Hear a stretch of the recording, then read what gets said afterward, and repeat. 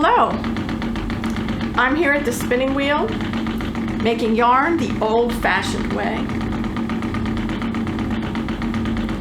The spinning wheel was a tool used in the early days of the United States, including here in North Carolina, in the process of making cloth. Nowadays, cloth is made in factories called textile mills. Today, hand spinners, those who operate spinning wheels like I'm doing now, make yarn as a fun hobby or a craft business. So how does a spinning wheel work? The spinning wheel is a twisting tool and makes yarn by creating twist, which my hand directs to this fluffy clump of hairs called fiber.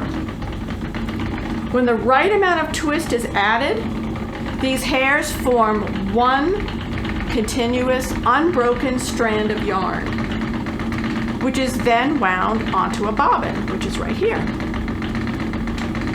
Let's take a closer look at how that works without the spinning wheel and see how the fibers form yarn. So in the spinning process, what's actually happening is my hands are layering the little hairs on top of one another as the spinning wheel rotates, creating twist. The hairs are getting layered, the spinning wheel is rotating, and as that happens, the strand of yarn grows. And that's what I do with my hands. I control that twist and control the formation of the yarn. And I'll show you, I'll give you some idea of how that works without the spinning wheel.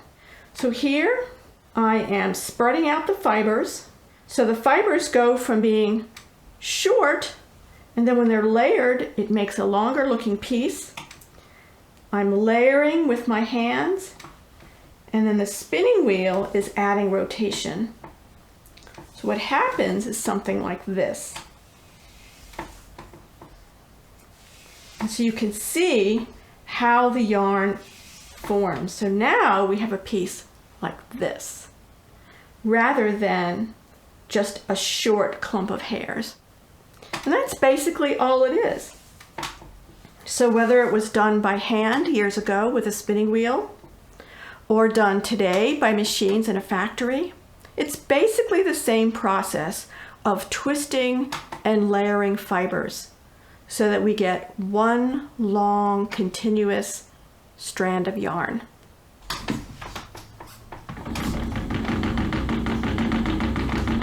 Let's talk a little bit about the white, fluffy stuff that I'm holding in my hands. This is hair from a sheep, otherwise known as wool. The sheep whose fiber I'm working with looks a little bit like the sheep in the painting behind me. Cotton is another very important fiber used in the process of making cloth. You probably have clothes made out of cotton. Cotton comes from a plant rather than from an animal, and is grown on a farm. These fibers, whether cotton or wool, which is what I'm working with now, would first have to be prepared before they could be spun into yarn on a spinning wheel. In the case of wool, this begins with sheep on a farm.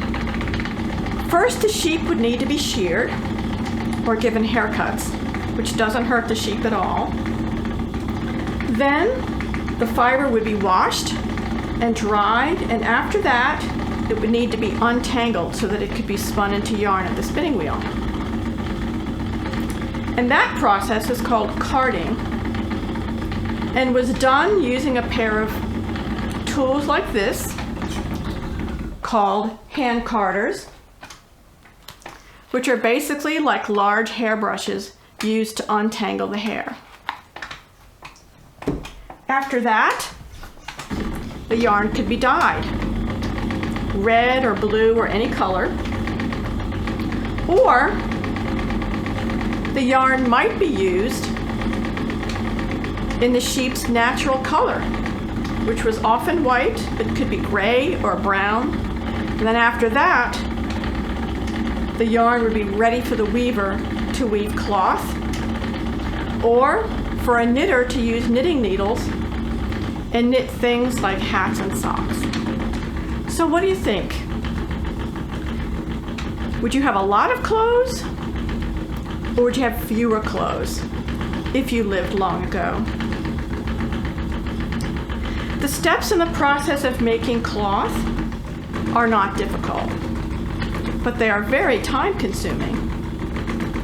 Our modern machines in textile mills mean that we can get our clothes a lot more easily today. Although it is still fun making yarn the old-fashioned way and imagining what life might have been like years ago.